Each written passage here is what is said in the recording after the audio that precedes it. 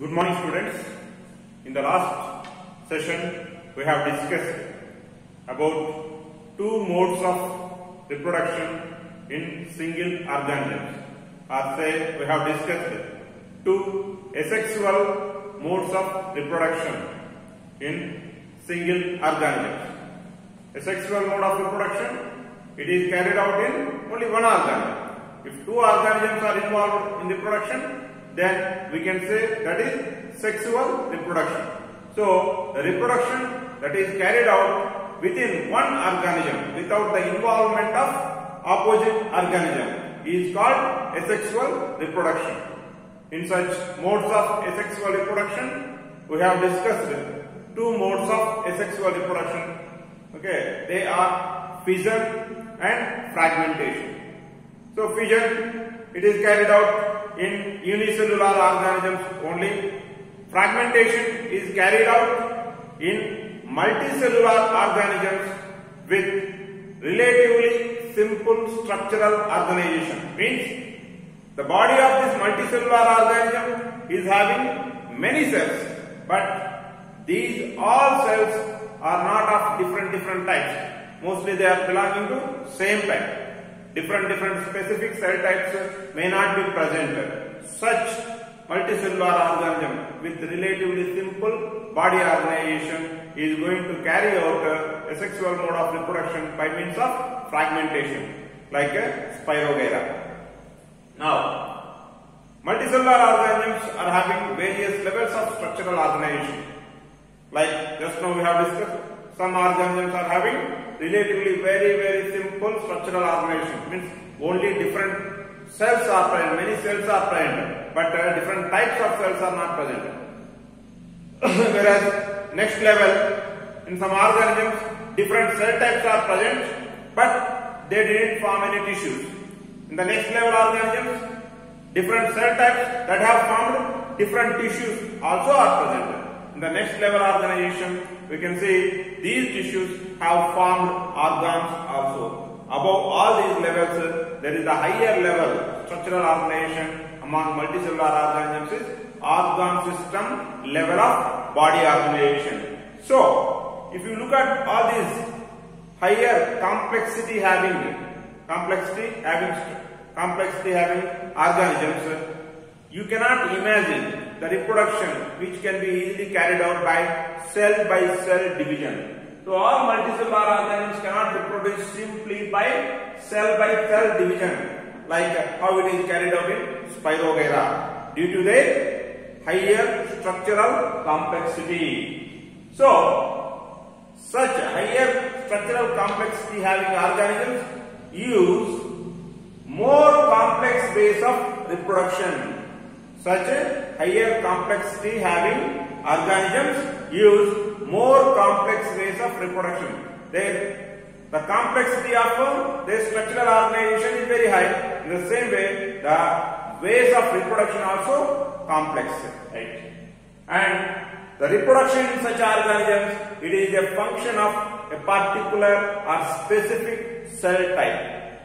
Okay, reproduction is not the function of all the cells in such organisms. Instead, it is the function of a specific cell type. See, one particular cell type, how can it give rise different cells, different tissues, different organs and different organ systems having body organization.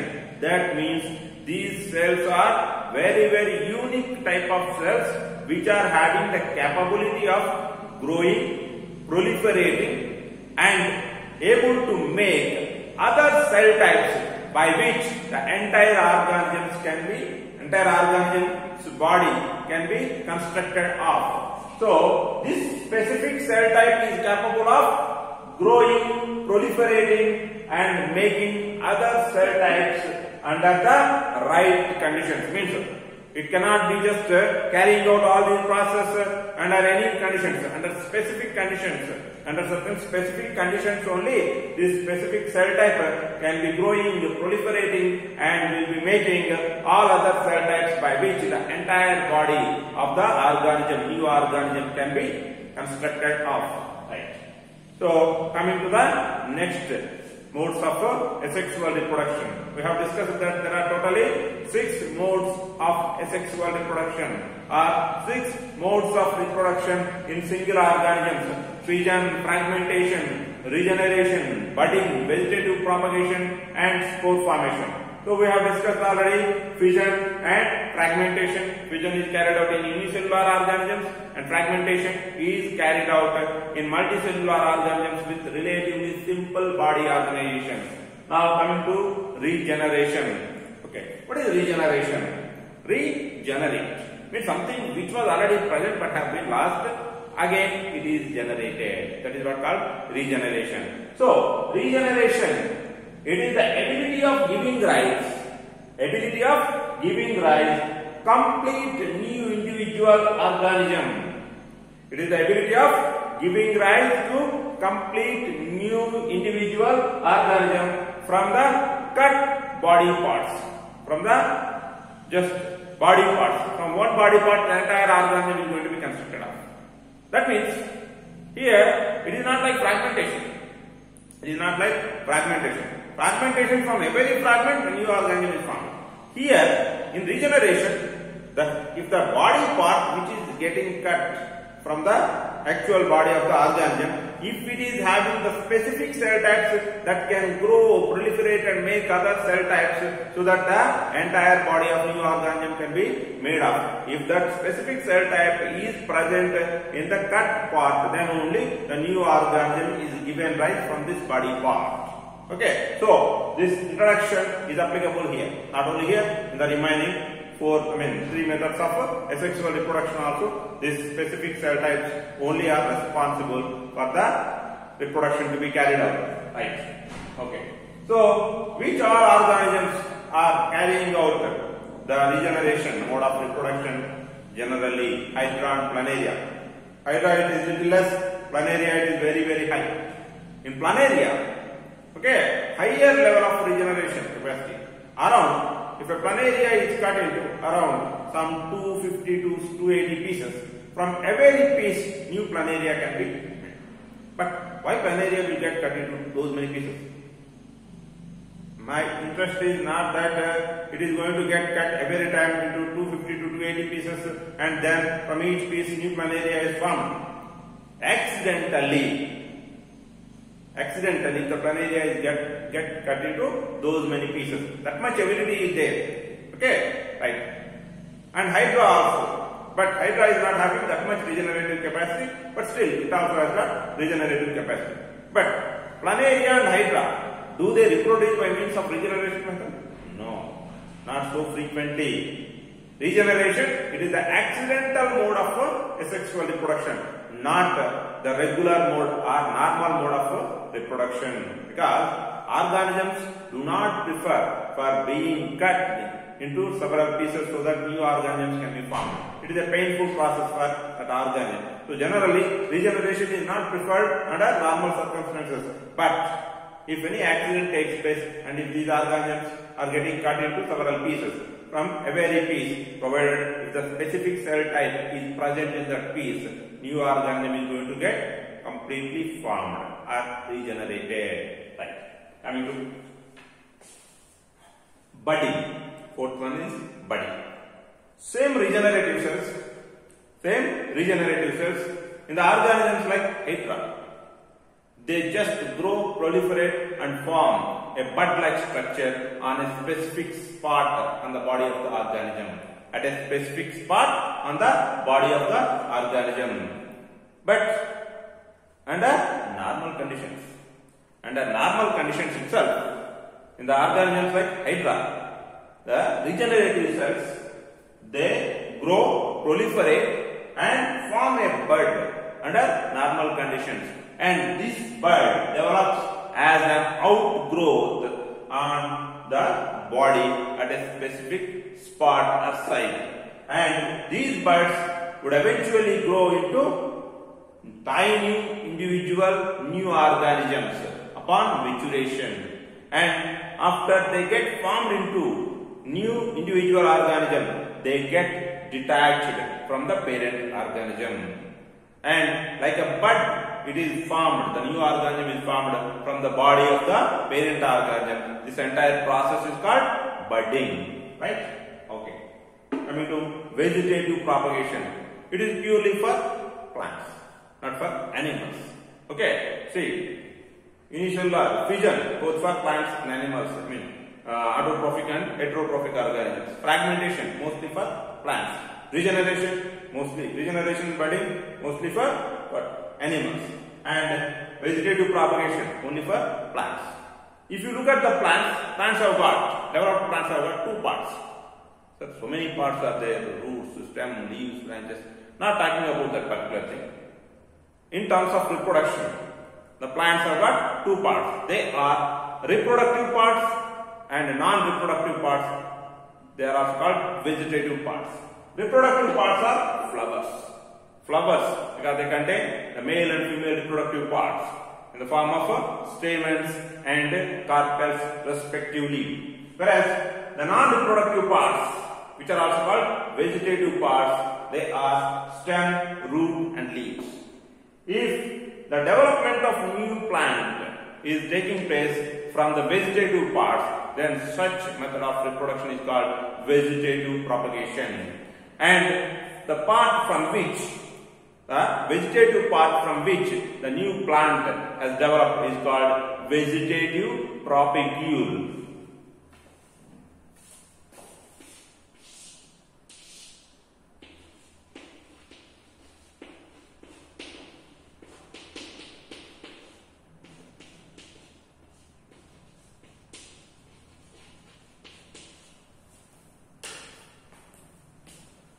The part from which the new plant arises, okay, the vegetative part from which the new plant arises is called vegetative propagule. In some plants from roots like carrot, in some plants from stems like a potato, rose, like a hibiscus, all these plants.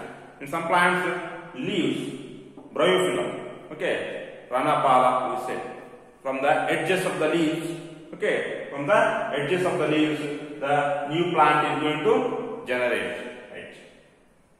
This method is used in a specific technique called layering or grafting. This layering or grafting is mostly used for the development of hybrid types of plants in horticulture. Okay, without using seeds. Okay, two varieties of plants. They are just from the stem. They make a cut and they join and they wrap it. And from that, from any one of the branches, new leaves are going to develop, and they cut the bottom, any one of the plants, so that okay, the plant is going to have both the qualities of both the plants, both the varieties of the plants. So that particular thing is called grafting or layering. In the grafting or layering method, vegetative propagation is used. So by using this grafting method, many plants like sugarcane, grapes, okay, and rose plants are produced. Not only these plants, even mango plants, guava plants, such plants also are produced in horticulture. Right. Vegetatively propagated plants, they produce seeds and flowers, seeds and fruits. Say flowers followed by fruits and seeds. Vegetatively propagated plants, they produce seeds and fruits earlier than seed produced plants. Means you have produced a plant, a mango plant, using vegetative propagation. Okay, and you have produced a mango plant, another mango plant, using normal seed method. Which plant is going to produce seeds and fruits earlier? The plant that is produced vegetative propagation method. The plant that is produced in vegetative propagation method do produce seeds and fruits earlier than the plant that is produced from a seed. Right. And this vegetative propagation is most frequently used in which plants? Just imagine. Generally, when we are able to get the plants from the seeds, we prefer to get the plants from seeds. If the plant is not producing seeds, then what can we do? There is no other alternative other than going this vegetative propagation. So vegetative propagation is most frequently used for the production of the plants which have lost the capacity of seed production, like banana, rose plants. They do not produce any seeds. So in such plants, how can you get new plants? By means of vegetative propagation only. Okay, in banana, suckers, means from the roots, new plantlets will come, which we just dig out and plant in some other place. And the old plant will remove. So that is vegetative propagation method. Has anyone seen the seed of banana? No. So because banana do not produce any seeds, right? Okay. Vegetatively propagated plants, okay, they are genetically more similar to their parent plants because it is like cloning. Vegetative propagation, it is like cloning. There is no opposite organ involved. It is not sexual reproduction. So vegetatively propagated plants, they are genetically more similar to their parent plant. So if a parent plant is having many beneficial characteristics and we don't want to lose any of such things, then instead of going to produce from its seed, okay, if we produce the new plant in a vegetative propagation method, then it will be more beneficial because the vegetatively propagated plant it is not going to lose any of the parental characteristics because it is genetically more similar to its parent plant. So these many benefits are there in vegetative propagation method. Okay, so we have to discuss the last one, that is pore formation. We will discuss pore formation and the remaining things in the next class. Thank you.